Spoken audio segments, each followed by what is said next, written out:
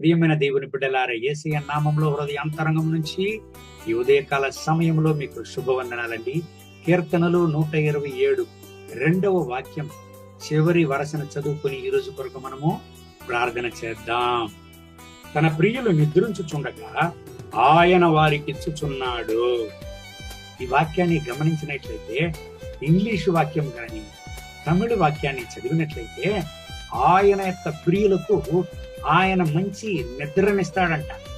దేవుని బిడ్డలారా, దేని గురించి దేవుడు ఇక్కడ మాట్లాడుతున్నాడు? ఏమిస్తాడంట ఆయన ప్రియులకు? దేవుడు మంచి నిద్రను, అంటే దేవుని యొక్క బిడ్డల యొక్క సుఖాన్ని, దేవుని యొక్క బిడ్డల విశ్రాంతిని, దేవుని బిడ్డల యొక్క ఆరోగ్యాన్ని, దేవుని బిడ్డల యొక్క సమాధానాన్ని దేవుడు గమనించే దేవుడుగా ఉంటున్నాడు.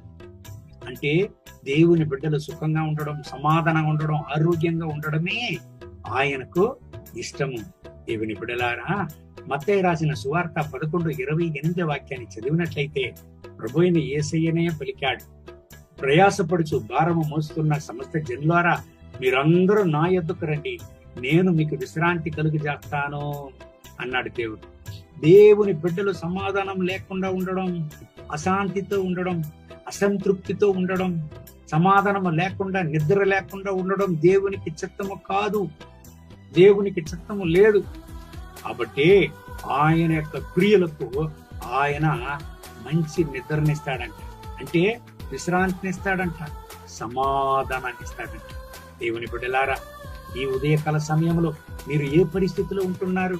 మీ బాధలు, మీ పోరాటాలు, మీ వేదనల వలన, మీ ప్రయాసాల వలన నిద్ర లేకుండా, సమాధానం లేకుండా అల్లాడుతున్నారా? You need to take care of yourself. You need to be well and you need to be healthy. You need to be good. That is what desire of God. దేవుడు ఈ వాగ్దానం ప్రకారం మిమ్మల్ని ఆశీర్వదించి ఈ రోజంతా నడుపును గాక. కళ్ళు మూసి ప్రార్థన చేద్దామా?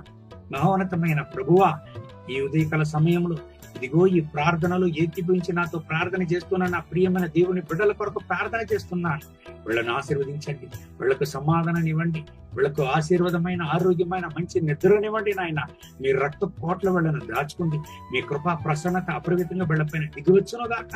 వీళ్ళు సుఖంగా ఉండాలి, సమాధానంగా ఉండాలి, క్షేమంగా ఉండాలి, ఆరోగ్యంగా ఉండాలి నాయన. మీ రక్త కోట్లో వీళ్ళను దాచుకోండి నాయనా. వీళ్ళ దుఃఖాన్ని సంతోషంగా మార్చండి, వీళ్ళ అవసరతలను సంధించండి. మీ కృపా ప్రసన్నతలో వీళ్ళను కూడా నింపి నడపండి. మహిమ ఘనత స్తుతి మీకే. యేసయ్య నామములో వేడుకుంటున్నాం మా ప్రియ పరలోకపు తండ్రి. ఆమేన్, ఆమేన్.